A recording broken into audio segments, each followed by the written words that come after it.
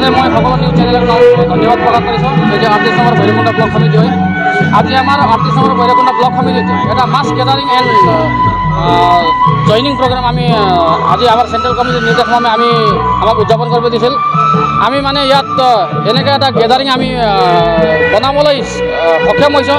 পাব্লিকবিলাকক মানে আমি জাষ্ট এটা এলাউন্স কৰি দিছিলোঁ। তেখেতসকল নিজে ওলাই কিনে আজি এই আপোনালোকে সমাৱেশ দেখিছে, আপোনালোকে নিশ্চয় নিজেই জানে, মিডিয়া কৰ্মীবিলাকে আপোনালোকে নিজে ফটোগ্ৰাফ লৈছে, ভিডিঅ' কৰিছে।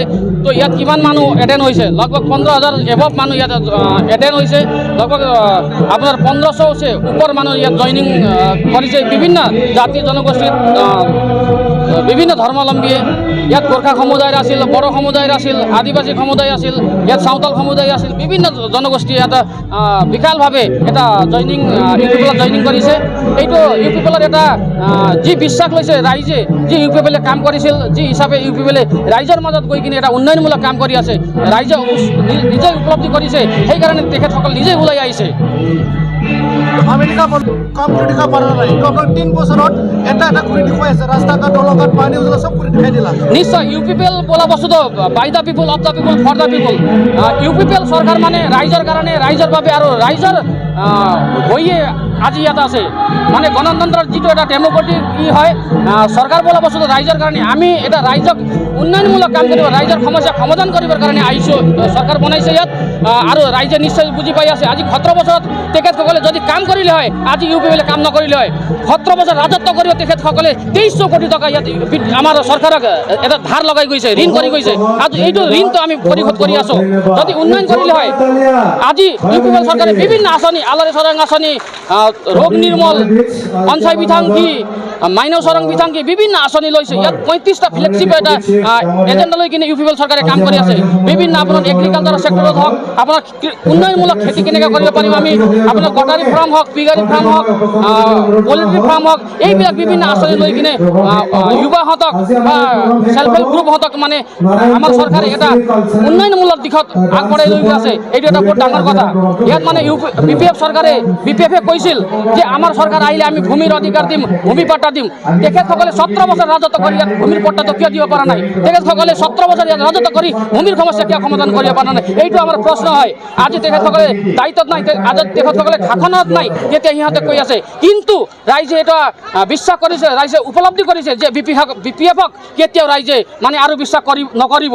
এইটো কথা ৰাইজে এতিয়া আপোনালোকৰ মাজত ইয়াত মাছ গেদাৰিং হৈ কিনে দেখাই দিছে যে আজি ইয়াত মাত্ৰ নহয়, আমি 40টা ব্লক বিটিআৰত আছোঁ, 40টা ব্লকতে এনেকুৱা মাছ গেদাৰিং হিচাপে ৰাইজে আহি আছে আৰু ইউপিপিএলত যোগদান কৰি আছে। এইটো এটা ৰাইজে উপলব্ধি কৰিব পাৰিছে যে ইউপিপিএল এটা 3 বছৰত যি 17 বছৰৰ এটা যি ডিফাৰেঞ্চ, এইটো দেখাই দিছে ইউপিপিএল চৰকাৰে কাম কৰি। সেইকাৰণে আজি প্ৰমোদ বড়োৰ নেতৃত্বত, গোবিন্দ চন্দ্ৰ বসুমতাৰীৰ নেতৃত্বত যি এটা শান্তিৰ পৰিৱেশ সৃষ্টি হৈছে, ইয়াত শান্তিৰ বিনিময়ত আজি ব্যৱসায়ীসকলে ব্যৱসায় কৰিব পাৰি আছে, আপোনাৰ ষ্টুডেণ্টসকলে পঢ়িব, ভাল শিক্ষা অৰ্জন কৰিব পাৰি আছে।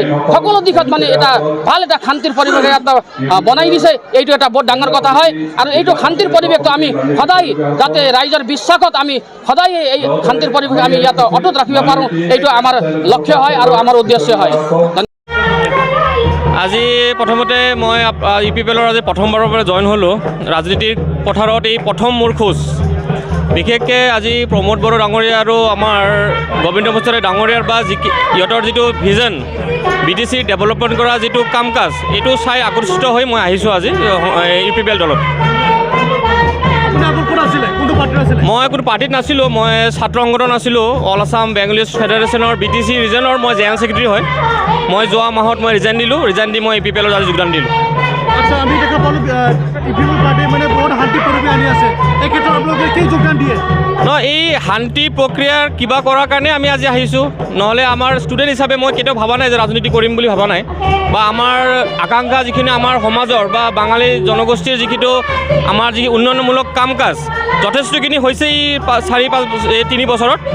আশা কৰিছোঁ আমি আহিছোঁ এতিয়া আৰু আমি আগুৱাই যাব পাৰোঁ নেকি জাতিটোক ৰাজনৈতিক हिसाबै आरो आंनि मुङा ज्योतिष बर' आं गोबाव सम क'क्राझार आन्सलिक एबसुनि आफादगिरि खामानि मावबाय उनाव बिबान जोबनायनि उनाव जिहेतु इउपिपिएलनि आदर्शखौ मोजां मोननानै जइन जाबाय आं बेनोसै आरो आं गैया आं दायो फार्स्ट टाइम जितु आंहा 2022 नभेम्बराव आंनि गावनि जितु गावनि हारिनि मोनसे संगठन दुलाराय फरायसा आफादाव मावबाय हादोंमोन आं बे आफादगिरि जोबनाय लोगो लोगो दिनै बोसोरसे जाबाय आफादगिरि जोबनाया दिनै गोदान जइन जादों आरो UPPL आव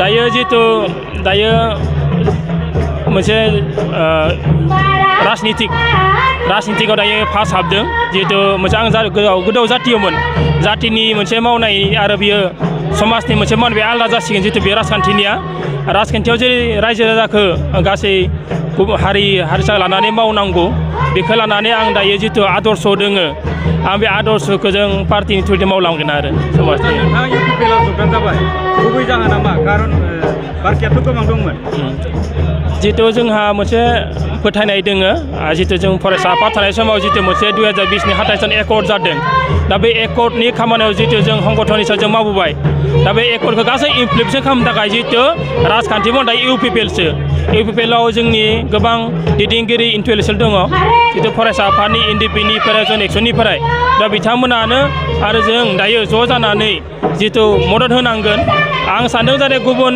हान्जाफोरा जितु राजनितिकनि खामानि जेबि लांनांगौ जोंनि एकर्डनि जितु सानजा फारसे दावखोनाय गपुरलागि बेफोर खामानिखौ मावनो थाखाय UPPL आवसो मावनो हागोन आं सानो बेखायनो आं बेखौ लानानै आं ओंखारदों आरो